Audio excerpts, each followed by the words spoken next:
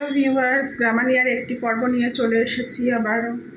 তো আজকে আলোচ্য বিষয় হচ্ছে প্রোনাউন্সিয়েশনের সেশন চলছে। কেমন করে আমরা ইংলিশ থেকে বেঙ্গলি বা বেঙ্গলি থেকে ইংলিশ প্রোনাউন্সিয়েশন করব বা উচ্চারণটা কেমন হবে সেটা ভালো করে শেখার জন্য আমরা কি করছি না, আমি একটু চেষ্টা করছি তোমাদেরকে বোঝানো।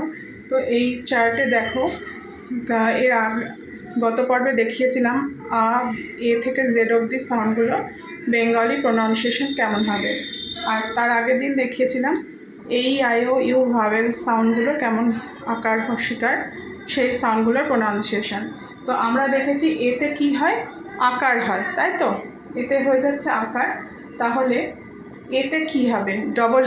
ডবল এর সাউন্ড হবে এ, বি এতে হবে বা, সি এতে হবে কা, ডি এতে হবে ডা, এফ এতে হবে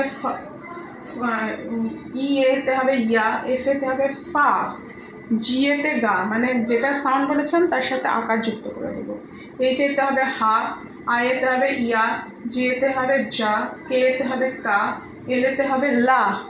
তেমনি এম এতে হবে মা, এন এতে হবে না, ও এতে হবে ওয়া, পি এতে হবে পা, কিউ এ হবে কুয়া, আর এ রা, এস এ সা, টি এ টা অথবা তা, তারপর ইউ এতে হবে ওয়া, ভি এতে হবে ভা বা বা, তারপর ডাব্লিউ এতে হবে ওয়া, এক্স এতে হবে এক্সা, ওয়াই এতে হবে ইয়া, জেড এতে হবে অন্তস্থ জয় আকারে যা বা বর্গীর জয় আকারে যা।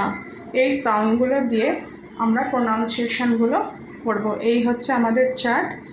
তোমরা এই চার্টটা দেখে নাও এবং পারলে এটা নোট ডাউন করে রাখতে পারো খাতায়। এইভাবে আমরা কি করব, প্রোনাউন্সিয়েশনটা করব। ঠিক আছে, নেক্সটে আরও প্রোনাউন্সিয়েশনের পদ্ধতিগুলো নিয়ে আলোচনা করব। ততক্ষণ আজকে এই পর্যন্ত, and stay with us. Okay, by.